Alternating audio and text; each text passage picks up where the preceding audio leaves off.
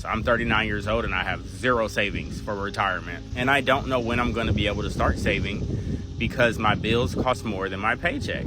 We're working 60 plus years, and we retire broke. I'm seeing videos of 80-year-olds that are too old to work, but too poor to retire. Name one person you know that's gotten wealthy throughout all their years of working. Just really think about it. A recent study came out that 47% of Americans who make $150,000 a year to $200,000 a year are living paycheck to paycheck.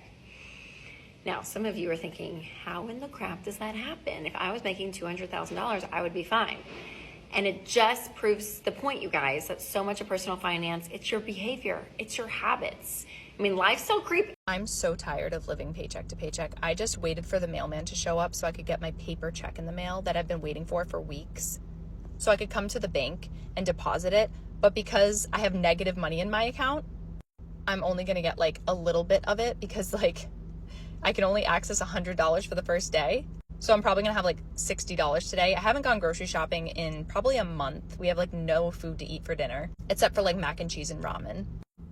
I have $300 electric bill that's overdue. My phone bill's overdue. I just gave my husband my last paycheck from last week so we could pay the mortgage 2 weeks late. And in 10 days or 11 days, the mortgage for next month is due. So it's like this paycheck isn't even like, why do I even have it? Like they might as well take my paycheck and just send it to all my bills. Like what's the point in me even getting my paycheck? It's like annoying. Like I'm not going to see it anyway. Not only that, but in like 3 weeks, I have to pay for summer camp because school's almost over. So it's like, that's another $700-800 that I have to come up with to pay for summer camp. And if I don't pay for summer camp, guess who can't work because their kid is going to be at home with them? Me. So obviously that's going to be like a major to do. Like I can't not pay summer camp. Not only do I have a personal loan and medical bills up the wazoo, like literally I have like a bill for like $3,000 from the hospital. I have like an $8,000 personal loan that was a consolidation loan from like a bunch of loans that I had. I haven't paid them in like 7 months. I owe them so much money. They call me like twice a day, dude. America didn't stumble into a cost of living crisis. It got marched into one by suits who profit when you can't breathe.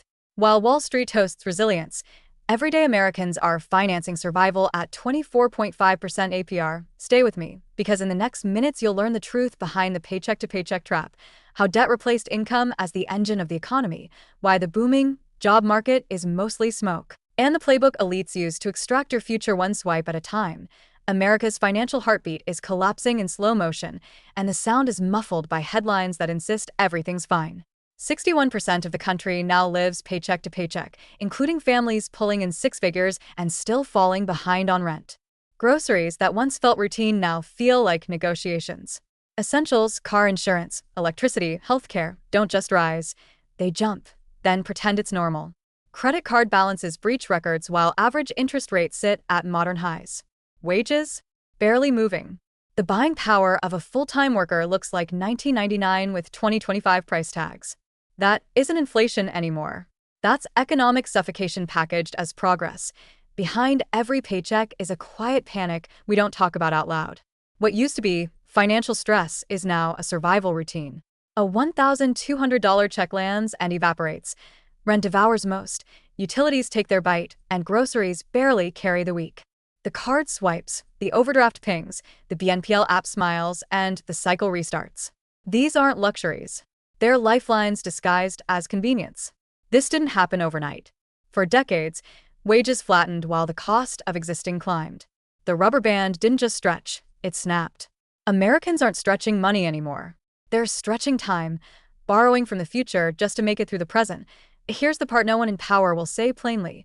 The system was built to run on your debt. Inflation grabs the headlines, but financialization, the conversion of everyday life into a fee stream, eats the middle class from the inside. When interest payments become as routine as breathing, you live in a new economy where debt is the only currency that moves freely. Even high earners aren't escaping. Six-figure households juggle car notes, student loans, and insurance spikes while pretending the math still works. The dream mutated. It's no longer ownership, it's maintenance. Poverty's markers, debt, insecurity, anxiety, have crept into the middle and upper tiers. People are still working. Their labor just doesn't buy stability. That's not personal failure. It's systemic erosion. Data tries to put makeup on a bruise. Officials tout cooling inflation while the same life index, the true cost of keeping your footing, ratchets up. On paper, prices rose hard. In real life, the bill is even uglier. A dollar from 2019 buys a fraction of what it did, and shrinkflation turns packages into illusions. A box that fed a family for a week now barely covers 4 days. Utility companies add adjustments, landlords add market fees, insurers lift premiums under risk recalibration. None of this is accidental.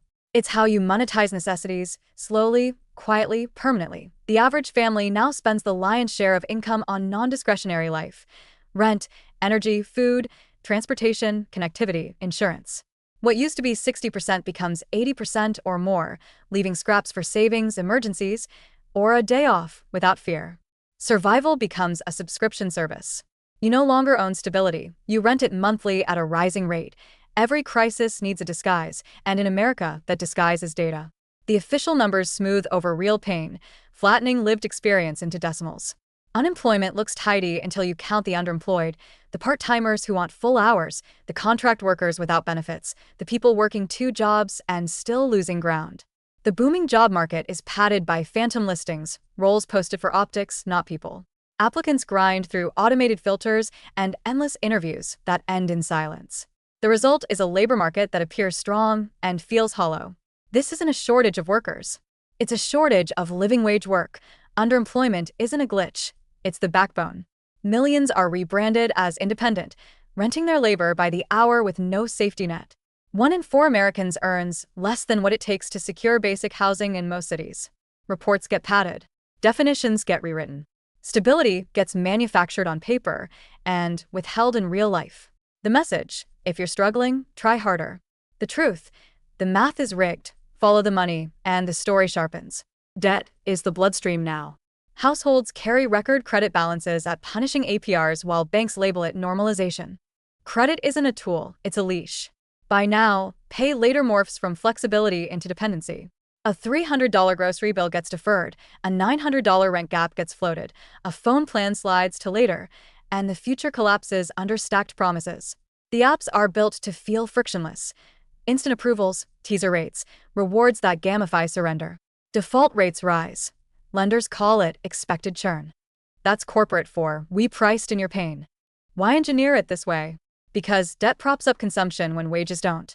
It masks stagnation, keeps the illusion of growth alive, and transfers wealth from workers to lenders with every billing cycle. When repayment breaks, the cycle resets with more credit, more fees, higher rates. Drowning is profitable when you sell air by the minute. The trap tightens on the young.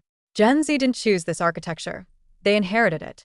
Non-mortgage balances pile up before the first real salary. Nearly 3 in 10 swipe credit to eat. Housing multiples blow past what prior generations faced. Degrees come with 5-figure shackles attached to entry-level offers that barely cover rent.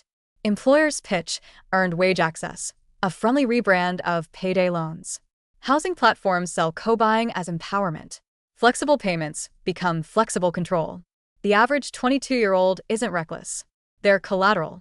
Anxiety rates spike, not by accident, but by design. Frightened citizens don't organize, they cope. This is where the narrative of management turns to manipulation. Rate cuts flood the system with easy credit. Rate hikes choke borrowers while rewarding cash-rich lenders. Markets are stabilized.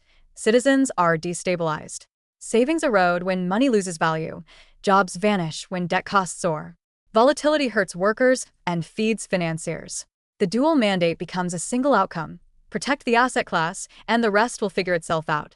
The rest doesn't. We've seen versions of this movie: 1970s inflation, 2008 leverage, but this sequel scales differently. The manufacturing base is thinner, demographics softer, public and private debts heavier. You can't fight price surges with rate policy when every layer, government, corporate, household, depends on borrowing. Raise rates, and you bleed the budget. Cut rates, and you reinflate the bill. Either path taxes the same people twice. Once at the checkout, once on the statement. So where does this road actually lead? Not a single cliff dive, but a grinding stall. Stagflationary pressure that strangles growth while costs seep higher. Delinquencies creep up. Auto defaults hit highs not seen in years. Corporate bankruptcies climb. Savings rates sink. The economy still moves, but it moves like a hamster wheel, exhaustion disguised as progress. Each rescue package, each stopgap, pours more fuel into a structure already burning. Solutions become accelerants. Strip away the euphemisms, and you're left with a moral crisis, wearing an economic mask. A society cannot sustain itself when its people are priced out of living. Banks post record profits while families ration medication. Politicians celebrate soft landings while households land hard every month. The illusion of strength replaced the substance of it, and illusions don't pay bills. So what now? First, clarity. You are not failing. The math is. If your paycheck feels lighter, it's because the cost structure was moved under your feet. If saving feels impossible, it's because the system monetizes your delay.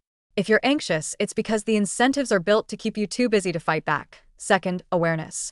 Treat debt like fire. Contain it, starve it, never romanticize it. Map fixed costs and attack the riskiest interest first, not the biggest balance. Consolidate only when the total cost drops and the term doesn't shackle you longer than necessary. Automate small principal prepayments weekly to blunt compounding. Call every provider once a year. Retention teams exist to reduce churn.